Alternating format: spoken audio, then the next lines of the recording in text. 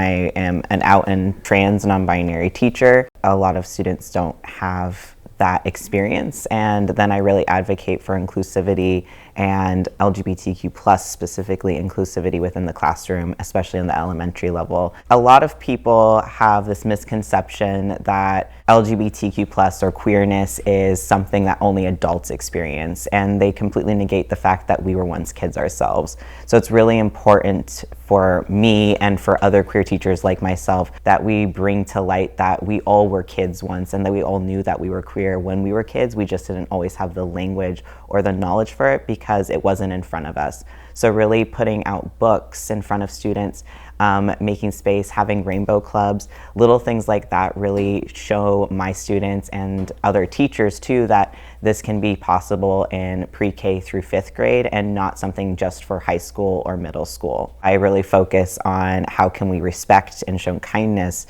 and a lot of that comes, with acknowledging names, pronouns, and then really also focusing on an anti-racist, anti-bias curriculum and really making space for those conversations in the classroom. What I strive is to make what I should have had as a child, because I think that's also a big part, is like we could have all had that as children. We could have had a space where we saw ourselves, where we felt seen, where we were represented in books. But it took this process, this length of time for us to now have the spaces that we have now in our classrooms. That's really what I aim to do, and it's really powerful to me and really like fulfilling in a lot of ways when a student, does say like, hey, like I am feeling this way and this is how I want to identify, right? And then it's also just as powerful for a student to say like, hey, like this has really shaped and changed my thinking around this, and I now know how to support my friends in this way. My students will like make wonderful little notes to me too.